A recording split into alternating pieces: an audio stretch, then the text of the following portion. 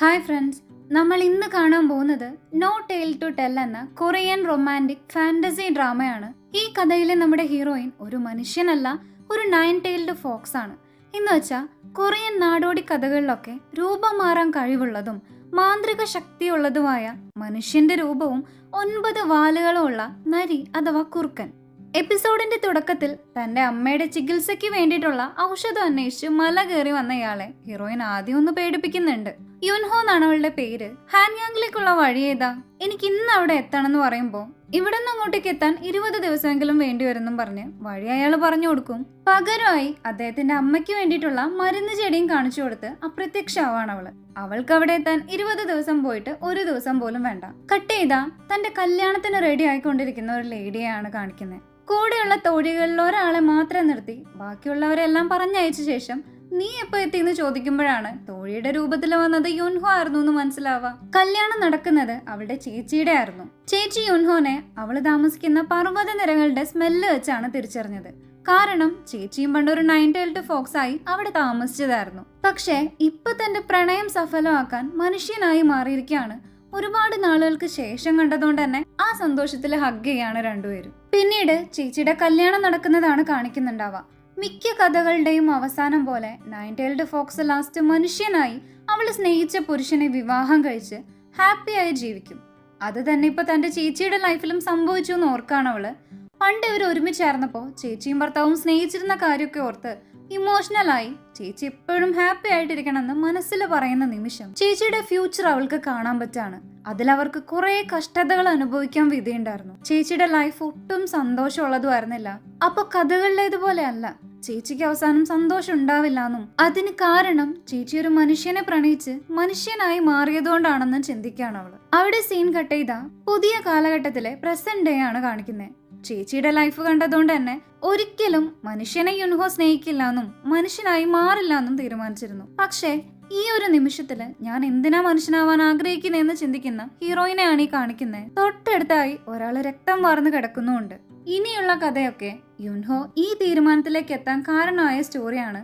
അതായത് ഈ പ്രസന്റ് ഡേക്ക് 9 വർഷം മുമ്പുണ്ടായ കാര്യങ്ങൾ. ഈ സീനിൽ ഫുട്ബോൾ മാച്ച് നടക്കുന്നതാണ് കാണിക്കുന്നത്. ടീമിന്റെ കോച്ച് ഹയർ ഓഫീസറിന് മെമ്പേഴ്സിനെ പറ്റിയൊക്കെ എക്സ്പ്ലെയിൻ ചെയ്ത് കൊടുക്കുകയായിരിക്കും. കോച്ചിന്റെ ഫേവറേറ്റ് ഹ്യുൻവു എന്ന് പറഞ്ഞ പയ്യനാണ്. അവൻ അണ്ടർ 13 നാഷണൽ ടീമിലൊക്കെ സെലക്ട് ആയിട്ടുണ്ടെന്ന് പറയുന്നതിനിടെ വേറൊരു പയ്യൻ സ്കോർ ചെയ്യാൻ തുടങ്ങും. അവനാണ് നമ്മുടെ ഹീറോ കാങ് സിയോൾ. ബോൾ ഹ്യുൻവുന് പാസ് ചെയ്യടാന്നൊക്കെ കോച്ച് പറയുന്നുണ്ടെങ്കിലും സിയോൾ ഗോൾ അടിക്കാണ്. അതാണെങ്കിൽ കോച്ചിന് തീരെ പിടിച്ചിട്ടില്ല. മാച്ച് കഴിഞ്ഞതിന്റെ തൊട്ട് പിന്നാലെ അയാൾ അവനുള്ള പണിഷ്മെന്റും കൊടുക്കുന്നുണ്ട്. നാഷണൽ ടീമിന്റെ കോച്ച് ഹ്യുൻവുന്റെ മാച്ച് കാണാനാണ് വന്നത്. അവന് ഹെൽപ്പ് ചെയ്യേണ്ടതിന് പകരം അങ്ങ് ആളാവാൻ നോക്കാണോ നീ? മര്യാദയ്ക്ക് ഫീസ് പോലും തരില്ല എന്നും പറഞ്ഞ് കുറെ വഴക്കും പറയും. തിരിച്ചു വരാൻ നേരം ഹ്യുൻവുന്റെ അച്ഛൻ എല്ലാവർക്കും സ്നാക്ക് മേടിച്ചു കൊടുക്കുന്നുണ്ടാവും. ഹ്യുൻവു അത് കൊടുക്കാൻ വരുമെങ്കിലും ഹീറോ വേണ്ടെന്നാണ് പറയാ. ഹ്യുൻവുന്റെ അച്ഛൻ ടീം മെമ്പേഴ്സിന് ഡിന്നർ വാങ്ങിക്കൊടുക്കാനും മറ്റും പറഞ്ഞ് ഇടയ്ക്കിടെ പൈസ കൊടുക്കുന്നോണ്ട് തന്നെ കോച്ചിന് അയാളെ വലിയ കാര്യമായിരുന്നു. അവിടെ സീൻ കട്ട് ചെയ്ത ഒരു ബിസിനസ്സുകാരൻ ലീയാണ് കാണിക്കുന്നുണ്ടാവുക. റേഡിയോയില് അയാൾ ബിസിനസ് റിലേറ്റഡ് ആയിട്ടുള്ള ന്യൂസ് കേട്ടോണ്ടിരിക്കുന്നതിനിടെ ഡ്രൈവർ അത് ഓഫ് ആക്കിയതുകൊണ്ട് ദേഷ്യം വന്നിട്ടും അയാളുടെ ഡ്രൈവിംഗും തീരെ ശരിയല്ല എന്നും പറഞ്ഞ് ഡ്രൈവറിനെ ഇറക്കിയും വിട്ട് അവൻ തന്നെ ഓടിച്ചു വരും. കോൺട്രാക്ട് സെലക്ഷന് വേണ്ടി നടക്കുന്ന ഒരു ജനറൽ മീറ്റിംഗിന് വന്നേക്കാണ് അയാളിപ്പോ. കൂടെ അവന്റെ അസിസ്റ്റൻസും ഉണ്ട്. ഈ കോൺട്രാക്ട് കിട്ടാൻ ഇത്തിരി പാടായിരിക്കുന്ന സ്റ്റാഫ് പറയുമ്പോ എന്തൊക്കെ സംഭവിച്ചാലും ഈ പ്രൊജക്ട് എനിക്കുള്ളതാണ്, പണം കൊണ്ട് നേടാൻ പറ്റാത്ത ഒന്നുമില്ല എന്ന് ലീ പറയും. മീറ്റിംഗ് തുടങ്ങിയിട്ടും ലീ ആർക്കോ വേണ്ടി വെയിറ്റ് ചെയ്യുന്ന പോലെ ഉണ്ട്. വേറൊരു കോൺട്രാക്ടർ അയാളുടെ പ്രസന്റേഷൻ കൊടുക്കുന്നതിന് മുന്നേ കണക്ഷൻ കട്ടായി സ്ക്രീനില് യുൻഹോ വരാണ് നേരം. അവൾ അവിടെ ഉള്ളവരൊക്കെ ആദ്യം മിണ്ടാൻ പറ്റാതാക്കും. ശേഷം അവരുടെ മൈൻഡിനെ കൺട്രോൾ ചെയ്ത് ലീക്ക് വേണ്ടി വോട്ട് ചെയ്യണമെന്ന് മൈൻഡിൽ ഉറപ്പിക്കുകയാണ് അവരുടെ. പിന്നീട് ലീയെ അവിടെ നിന്ന് വിളിച്ചുകൊണ്ട് പോകുന്നതായി കാണിച്ച് കട്ട് ചെയ്ത സിയോളിനെയാണ് കാണിക്കുന്നുണ്ടാവുക. അവന് അച്ഛനും അമ്മയും ഒന്നുമില്ല, ആകെ മുത്തശ്ശി മാത്രമേ ഉള്ളൂ. അവരുടെ കഷ്ടപ്പാട് കാരണം മുത്തശ്ശിക്ക് ഈ പ്രായത്തിലും ജോലി ചെയ്യേണ്ടി വരാണ്. മോന്റെ ഫീസ് എന്നാ അടക്കണ്ടേന്ന് ചോദിക്കുമ്പോൾ ഞാനിപ്പോ ടീമിലെ സ്റ്റാർ പ്ലെയർ ആണ്, എനിക്കിനി ഫീസ് അടക്കേണ്ടി വരേയില്ലാന്ന് മുത്തശ്ശിയുടെ ടെൻഷൻ മാറ്റാൻ പറയാണ് അവൻ. വൈകിട്ടുള്ള സമയങ്ങളിലൊക്കെ സിയോള് പാർട്ട് ടൈം ജോബും ചെയ്യുന്നുണ്ടായിരുന്നു. അങ്ങനെ ഒരു ദിവസം വർക്ക് കഴിഞ്ഞ് തിരിച്ചു വരുന്നതിനിടെ ഹ്യുൻവു പ്രാക്ടീസ് ചെയ്യുന്നത് കണ്ട് അങ്ങോട്ട് ചെല്ലാണവൻ. നീ എന്താ ഈ വേഷത്തിലെന്ന് ചോദിക്കുമ്പോൾ ഷൂസ് വാങ്ങാനുള്ള പൈസ ഉണ്ടാക്കാൻ പാർട്ട് ടൈം ജോബ് ചെയ്യാണെന്ന് സിയോള് പറയും. നിനക്കത് പാരന്റ്സിനോട് ചോദിച്ചാ പോരെ, കിട്ടുന്ന ടൈം പ്രാക്ടീസ് ചെയ്യാൻ ഹ്യുൻവു പറയുന്ന കേട്ട് ചുമ്മാ രണ്ടുപേരും കൂടി ഫുട്ബോൾ കളിക്കാണ് നേരം. രണ്ടുപേരും നല്ല പ്ലെയേഴ്സ് തന്നെയാണ്, ഒരു പൊടിക്ക് നമ്മുടെ ഹീറോ തന്നെയാണ് ബെറ്റർ. അത് കഴിഞ്ഞ് രണ്ടുപേരും ഫുഡ് കഴിക്കുന്നതാണ് കാണിക്കുന്നത്. നീ ഒരു ലേസി ജീനിയസ് ആണല്ലേ, പ്രാക്ടീസ് ചെയ്യാതെ പാർട്ട് ടൈം ജോബൊക്കെ ചെയ്ത് ഫസ്റ്റ് ആവുന്നവൻ എന്ന് കേട്ട് ലേസി ജീനിയസ് അല്ല, പുവർ ജീനിയസ്. എനിക്ക് പൈസ തരാൻ പാരന്റ്സ് ഇല്ല, ആകെ ഉള്ളതൊരു വയ്യാത്ത മുത്തശ്ശിയാണ്. പ്രൈവറ്റ് ലെസൺസ് ഒന്നും കിട്ടിയില്ലെങ്കിലും ഞാൻ നിന്നെ തോൽപ്പിക്കുന്നില്ലേ, നാഷണൽ ടീമിലുള്ള എന്റെ ജാടൊന്നും വേണ്ട, നിനക്കില്ലെങ്കിൽ ആ പൊസിഷൻ എനിക്കുള്ളതായിരുന്നു എന്ന് സിയോള് പറയും. കാര്യങ്ങളൊക്കെ കളിയാക്കുമെങ്കിലും രണ്ടുപേരും നല്ല ഫ്രണ്ട്സ് ആണ്. കട്ട് ചെയ്താ യുൻഹോ ലീനെ വിളിച്ചുകൊണ്ട് വന്നിരുന്ന് സംസാരിക്കുന്നതാണ് കാണിക്കുന്നത്. കാരണം യുൻഹോന്റെ ഒരു ക്ലൈന്റ് ആണ് ഈ ലീ. അവളൊരു 9 tailed fox ആണെന്ന് അവനോട് പറഞ്ഞിട്ടുണ്ട്. നേരത്തെ ആ കോൺട്രാക്ട് തനിക്ക് കിട്ടണം എന്നുള്ള അവന്റെ ആഗ്രഹം നടപ്പിലാക്കാനാണ് യുൻഹോ വന്നിരിക്കുന്നത്.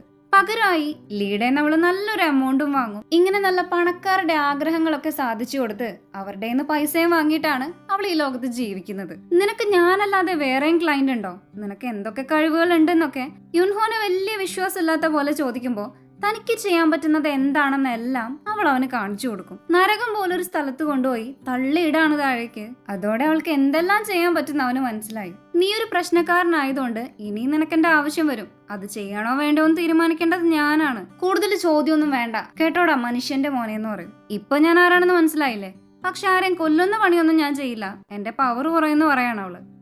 പിന്നീടുള്ള സീനിൽ ഹീറോയെയാണ് കാണിക്കുന്നത്. ബാക്കി ഫുഡ് ഡെലിവറിയും കൂടെ കഴിഞ്ഞ് വീട്ടിലെത്തിയപ്പോഴേക്കും ഒരുപാട് വൈകിട്ടുണ്ടാവും. യുൻഹോന്റെ കാഴ്ചപ്പാടില് ഹ്യൂമൻ ലൈഫ് വളരെ ദുർബലമാണെന്നാണ്. കുറച്ച് സന്തോഷവും ഒരുപാട് ദുഃഖമുള്ള സ്ഥിരതയില്ലാത്തൊരു ജീവിതം. ജനിച്ചു വീഴുന്ന നിമിഷം തൊട്ട് ഓരോ ദുഃഖങ്ങളാണ് അവർക്ക്.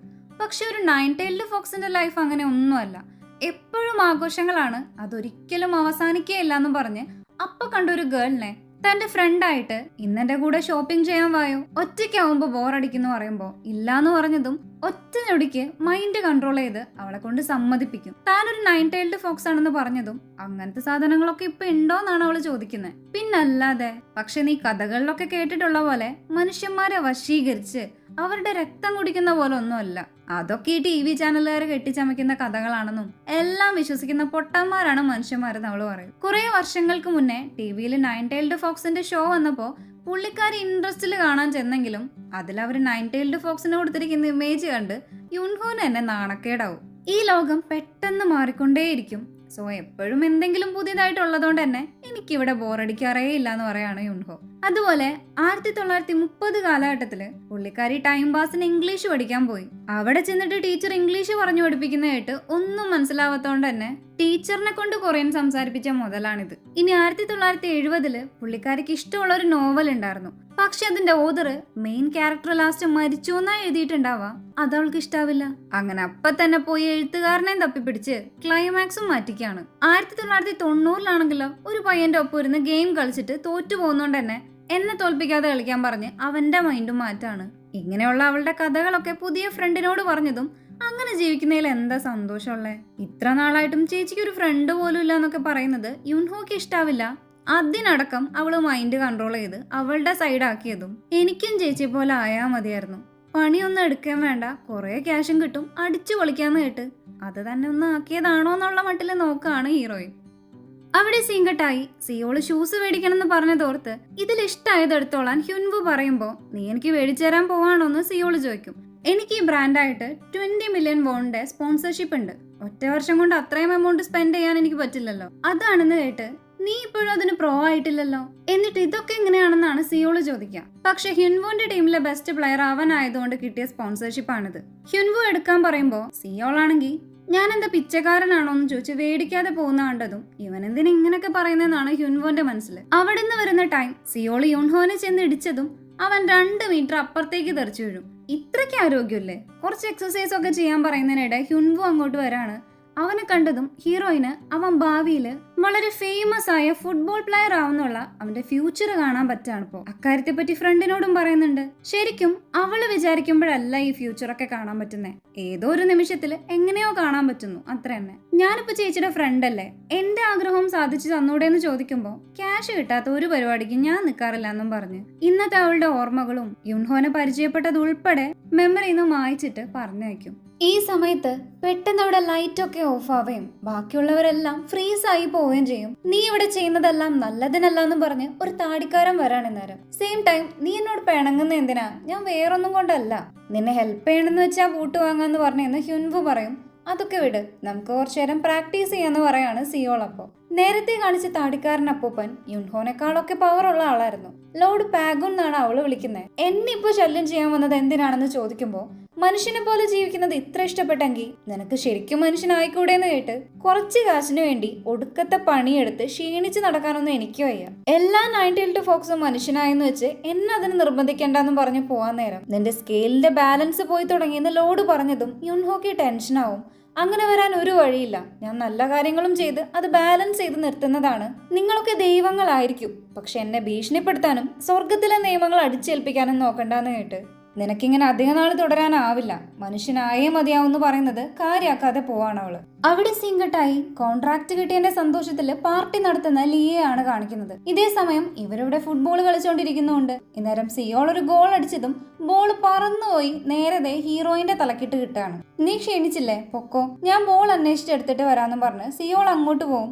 യുൻഹോ ബോൾ എറിഞ്ഞ ആളെയും വെയിറ്റ് ചെയ്ത് അവിടെ ഇരിക്കുന്നുണ്ടാവും. അവളത് നിലത്തേക്ക് ഇട്ടതും പൊട്ടിപ്പോവാണത്. നീ നേരത്തെ കണ്ട പയ്യനല്ലേ, എക്സസൈസ് ചെയ്യാൻ പറഞ്ഞ ഓടെ അനുസരിച്ചല്ലോ എന്ന് കേട്ട് ഞാൻ വീക്കായിട്ടുള്ള ഒരാളൊന്നല്ല, ഒരു അത്ലറ്റ് ആണ്.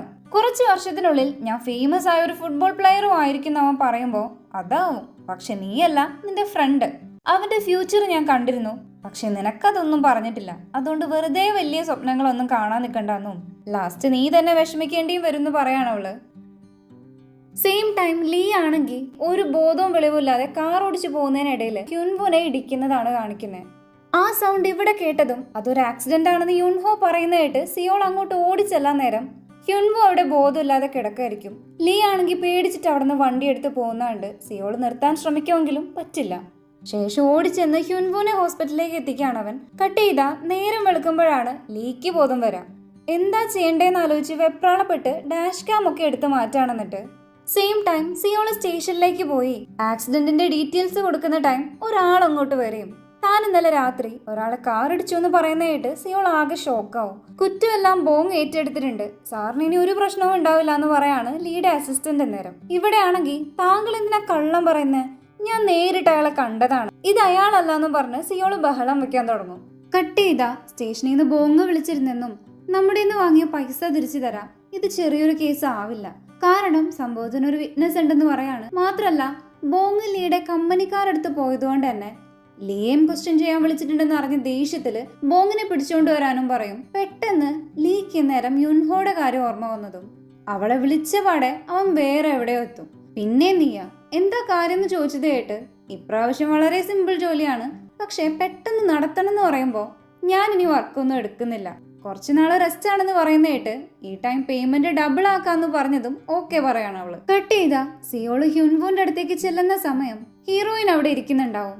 വിധി നമ്മളെ എപ്പോഴും മീറ്റ് ചെയ്യിക്കുകയാണല്ലോ എന്നും പറഞ്ഞ് എനിക്കൊരു ചെറിയ പണി ചെയ്യാനുണ്ട്, സിയോളിന്റെ ഇന്നലത്തെ മെമ്മറി എല്ലാം മാഞ്ഞു പോട്ടെ എന്നും പറഞ്ഞ് കൈഞ്ഞൊടിക്കുമ്പോ അവൾക്ക് അവന്റെ ഫ്യൂച്ചർ കാണാൻ പറ്റാണ്. ആ ഫേമസ് ആയ ഫുട്ബോളർ ഹ്യുൻവു മാറി സിയോൾ ആയിട്ടുണ്ടായി. അവൻ അപകടം പറ്റിയപ്പോ ഇവരുടെ ഫ്യൂച്ചർ തമ്മിൽ സ്വാപ്പ് ആയെന്ന് മനസ്സിലാവാണ് അവൾക്ക്. ഇന്നേരം യുൻഹോക്ക് വയ്യാതെ വീഴാൻ പോവുകയും സിയോള് വേഗം അവളെ പിടിക്കുകയും ചെയ്യും. അവളുടെ സ്കെയിൽ ഇപ്പൊ ബാലൻസ് അല്ലാതായെന്ന് ലോഡ് പറഞ്ഞിരുന്നല്ലോ. അപ്പൊ തന്നെ അവളുടെ 9 വാലുകളും പുറത്തേക്ക് വരുന്നത് കണ്ട് ഞെട്ടി നിൽക്കുന്ന സിയോളിനെയും കാണിച്ചാണ് എപ്പിസോഡ് എൻഡാവുന്നത്. നിങ്ങൾക്ക് ഈ ഡ്രാമ ഇഷ്ടമായെങ്കിൽ കമന്റ് ചെയ്യുക. നെക്സ്റ്റ് എപ്പിസോഡ് നമുക്ക് അടുത്ത വീഡിയോയിൽ കാണാം. താങ്ക്